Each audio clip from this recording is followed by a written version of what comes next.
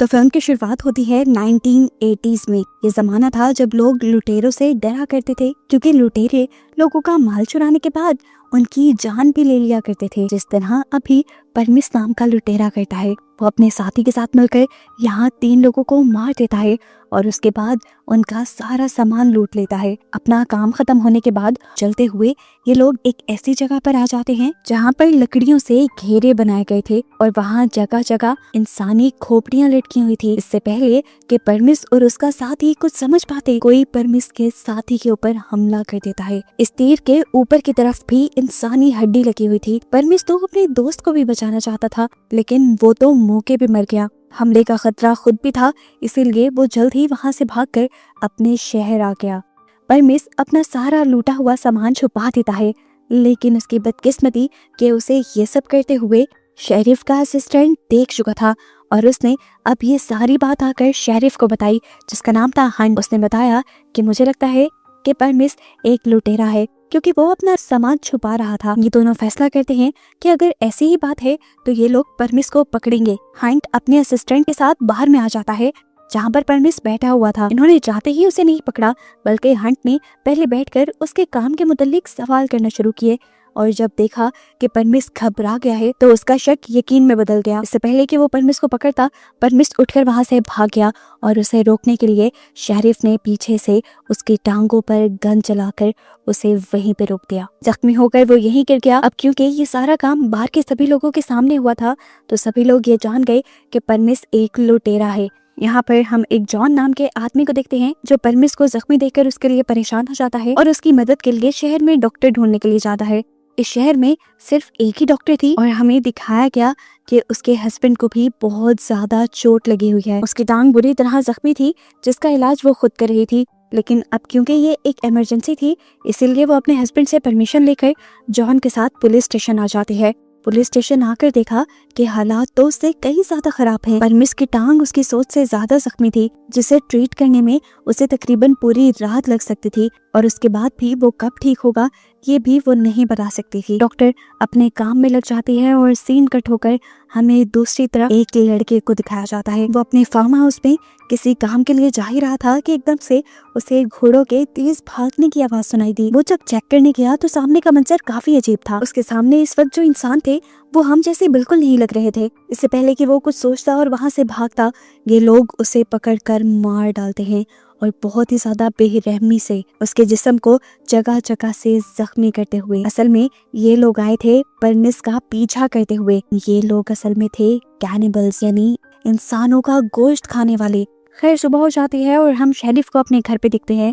एक आदमी घबराया हुआ उसके घर आता है और उसे खबर देता है कि उसने फील्ड्स में एक आदमी को मरा हुआ देखा है और उसकी लाश की हालत बहुत ही ज्यादा खराब है। वो बताता है कि मैं इस सब की रिपोर्ट करने के लिए पुलिस स्टेशन भी गया था, लेकिन वहां जाकर मैंने देखा कि वहां कोई भी नहीं है, यहाँ तक के कैदी भी नहीं।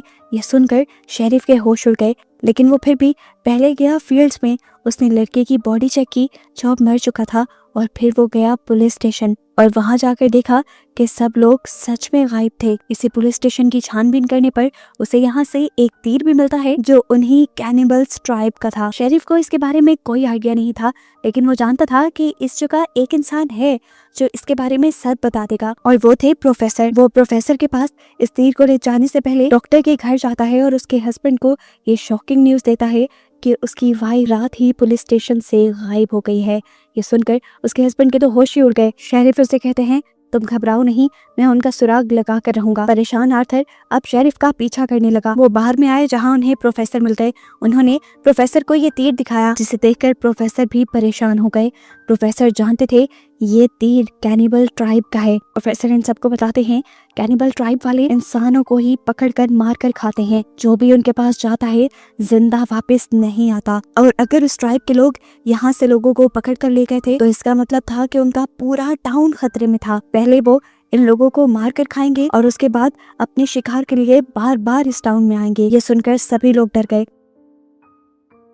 डॉक्टर के हस्बैंड को तो सिर्फ अपनी वाइफ की थी। वो किसी भी हाल में अपनी वाइफ को बचाना चाहता था, इसीलिए वो शेरिफ के साथ उसके मिशन पे चलने का डिसाइड करता है, जिस मिशन में ये लोग सब लोगों को बचाने के लिए उस कैनिबल ट्राइब की तरफ जाने वाले हैं। अपने घोड़ों पर बैठ गए, चलते चलते रात हो गई, ये लोग थक भी गए थे। ये लोग यहाँ सोने का डिसाइड करते हैं। जॉन को इस तरह सफर करने का काफी आइडिया था कि लोग रात में जहाँ सो रहे थे, जॉन ने उसके इर्द गिर्द एक वायर लगा दी थी ताकि कोई भी अगर उनकी तरफ आने लगे तो इस वायर की आवाज से ये लोग जाग जाए। रात में ये वायर बजती भी है लेकिन वहाँ जानवर के अलावा कोई नहीं था। यहाँ तक का इनका सफर काफी शांत रहता है और अगली सुबह ये दोबारा अपना सफर शुरू कर देते हैं और देखने को मिलता है कि डॉक्टर का हस्बैंड, जिसकी टांग पहले से ही खराब थी, उसकी टांग का जख्म और बिगड़ने लगा था, उसमें इन्फेक्शन होने लगी थी और उसे बहुत ज्यादा दर्द हो रहा था। शरीफ ने उसे कहा भी कि तुम चाहो तो यहीं पे अपना सफर रोक सकते हो, लेकिन वो रुकने को तैयार नहीं था और इन्हीं के साथ सफर करता रहता है। रात होने पर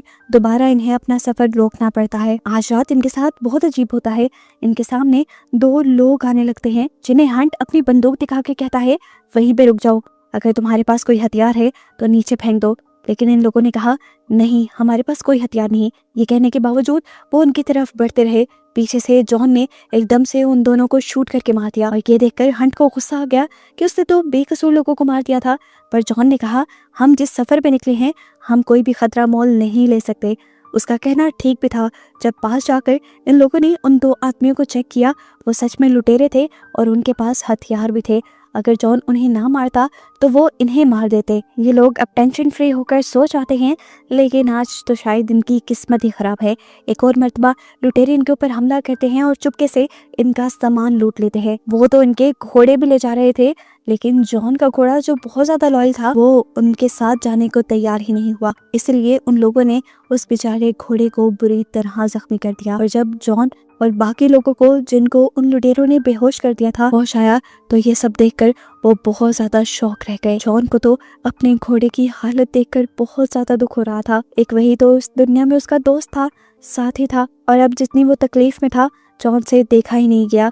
इसीलिए जॉन ने उसे शूट करके उसकी सफरिंग, उसका दर्द खत्म कर दिया। अब सुबह हो चुकी थी।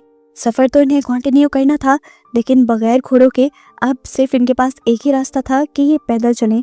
लेकिन डॉक्टर के हस्बैंड की टांग बहुत ज्यादा खराब थी, वो ज्यादा पैदल नहीं चल सकता था। इसीलिए बाकी सब लोग उसे वहीं पे रुकने का कहते हैं और उसे पेन किलर भी दे देते हैं। अब क्योंकि आर्थर यानी उस डॉक्टर का हस्बैंड पीछे रह गया था, तो ये लोग सफर में जैसे जैसे आगे बढ़ रहे थे तो पीछे पत्थरों से अपने निशान छोड़ते जा रहे थे ताकि वो जैसे ही ठीक हो तो इनका पीछा कर कर इन तक पहुंच सके। कुछ ही देर चलने के बाद आखिर इनका सफर खत्म हुआ। ये लोग उस कैनिबल ट्राइब तक पहुंच गए थे जो इनका असल शिकार था। इनके वहां जाते ही सबसे पहले इनके सामने एक कैनिबल आ जाता है जिसे हंट अपनी बंदूक से शूट कर देता है। गोली की आवाज सुनकर और कैनिबल्स इधर आ जाते हैं और अपने अजीबोगरीब हथियारों से इनके ऊपर हमला करना शुरू कर देते हैं। इन अजीब हथियारों के साथ तो इन लोगों को उन कैनिबल्स से लड़ना भी नहीं आ रहा था। जॉन बहुत ज्यादा जख्मी हो गया। जॉन की हालत अब ऐसी नहीं रही थी कि वो लड़ सके, इसीलिए शेरिफ और उसका साथी जॉन को वहीं छोड़ देते हैं और उसकी हिफाजत के लिए उसे एक गन भी दे देते हैं। देखने को मिला कि जॉन बहुत ज्यादा बहादुर था। अपने मरने से पहले भी उसने अपने सामने आने वाले 3 कैनिबल्स को शूट करके मार डाला और आखिर में फिर खुद भी मर गया। यहाँ शेरिफ और उसका साथी जो चालाकी से कैनिबल ट्राइब के केव के अंदर जाने वाले थे वो उन्हीं के हाथों पकड़े गए। वो ले जाकर उन्हें एक जेल में बंद कर देते हैं जहाँ सामने वाले जेल में बाकी लोग भी कैद थे, लेकिन ये लोग सिर्फ 2 ही थे। शेरिफ पूछता है कि परमिस कहाँ है, तो डॉक्टर ने बताया कि उसे तो ये कैनिबल्स मारकर खा चुके हैं और अब बस हम 2 बचे हैं। ये बात सुनकर शेरिफ और सब लोग घबरा गए। इतनी ही देर में यहाँ पर एक कैनिबल आया और अपनी अजीब सी सीटी से उसने यहाँ सबको बुला लिया, जिसके बाद उसने जेल से बाहर निकाला, उसके कपड़े उतारे और 2 कैनिबल्स ने टांगों से पकड़कर बेदर्दी से उसे दरमियान से चीर दिया। इस भयानक मंजर से ये लोग घबरा जाते हैं। इनको कुछ समझ नहीं आ रहा था कि ये लोग क्या करें, लेकिन फिर भी शेरिफ को उम्मीद थी कि आर्थर यानी डॉक्टर का हस्बैंड उन्हें बचाने जरूर आ जाएगा। डॉक्टर ने पूछा आर्थर कहाँ है, तो शेरिफ ने बताया कि वो तुम्हें बचाने के लिए हमारे साथ ही आ रहा था, लेकिन उसकी टांग का जख्म बहुत ज्यादा बिगड़ गया, उसे दर्द होने लगा, इसीलिए हम उसे रास्ते में छोड़ आए। ये सुनकर डॉक्टर गुस्से से पागल हो गई और उन पर चिल्लाने लगी, तुम उसके साथ ऐसा कैसे कर सकते हो? इतनी खतरनाक जगह पे तुम उसे कैसे छोड़ के आ सकते हो? शेरिफ उसे समझाता है कि लड़ने का टाइम नहीं है, ये टाइम है मिलकर लड़ने का। शेरिफ डॉक्टर से पूछता है यहाँ कितने कैनिबल है, तो डॉक्टर बताती है यहाँ 15 से 12 कैनिबल कैनिबल्स है। अब क्योंकि हम देख चुके थे कि 3 कैनिबल्स को तो बाहर जॉन ही मार चुका था, तो बाकी यहाँ रह गए लगभग 12। अब अपने आप को यहाँ से रिलीज कराने के लिए ये लोग एक प्लान बनाते हैं। शेरिफ के पास वाइन थी जिसके अंदर ये लोग जहर मिला देते हैं और उसके लिए आपस में ही लड़ने लग जाते हैं। कैनिबल्स जैसे ये देखते हैं तो उन्हें लगता है कि जैसे वाइन नहीं कोई बहुत ही कीमती चीज है, इसीलिए वो उनसे छीन कर पी लेते हैं।